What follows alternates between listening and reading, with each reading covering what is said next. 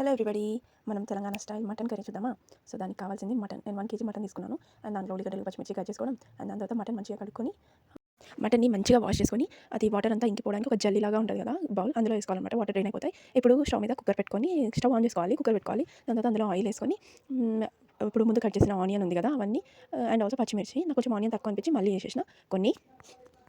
Onion and పచ్చిమిర్చి మంచిగా fry అయిన తర్వాత కొంచెం ఆయిల్ వేసుకోవాలి. ఉప్పు వేసుకుంటే కొంచెం తొందరగా ఫ్రై అవుతాయి కాబట్టి అవి వేసేసుకోవాలి. ఉప్పు వేసుకున్న తర్వాత మంచిగా కలుపుకోవాలి.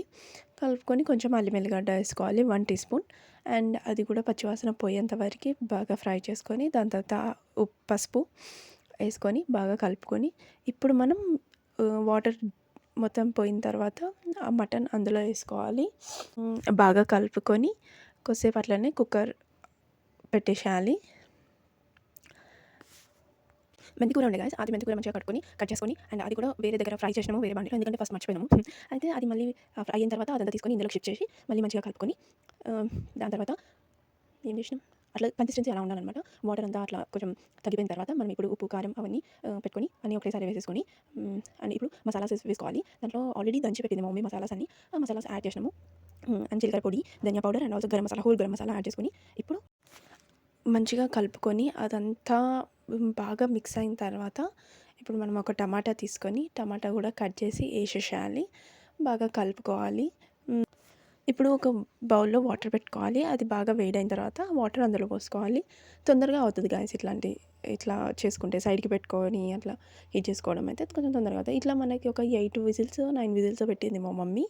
దాని తర్వాత ఇది అనమాట అవుట్పుట్. చాలా టేస్టీగా ఉండే. ఇది పక్కా తెలంగాణ స్టైల్. మేము కొంచెం కారం ఎక్కువనే తింటాం, అందుకే కొంచెం ఎక్కువ వేసింది అమ్మ. మటన్లో వచ్చిన లివర్ మేము సైడ్కి తీసి పెట్టామన్నమాట. కొంచెమే ఉంది, బట్ స్టిల్ పక్కకు పెట్టి మళ్ళీ అది సపరేట్గా కుక్ చేసినాము. లివర్ కర్రీలో వేస్తే బ్లాక్గా అవుతుందంట కర్రీ. సో అందుకే అమ్మ మళ్ళీ సపరేట్గా లివర్ కోసం చిన్న బాండీలో ఆయిల్ అండ్ అల్లం వెల్లిగడ్డ, పసుపు ఇవన్నీ వేసి ఇంకా లివర్ వేసేసింది. లివర్ కొంచెం కలర్ చేంజ్ అయిన తర్వాత అప్పుడు ఉప్పు, కారం, ధనియా పౌడర్ ఇవన్నీ వేసుకుంది. బాగా ఫ్రై అవ్వాలి లివర్, అది కలర్ చేంజ్ అవ్వాలి అండ్ ఆల్సో కొంచెం గట్టిగా అయ్యే వరకు ఉంది.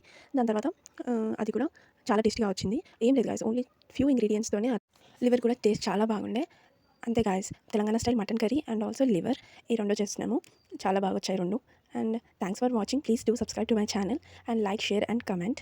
మీకు ఇంకా తెలంగాణ స్టైల్ కర్రీస్ కానీ పచ్చళ్ళు కానీ ఏమన్నా కావాలి అంటే ప్లీజ్ కమెంట్ చేయండి.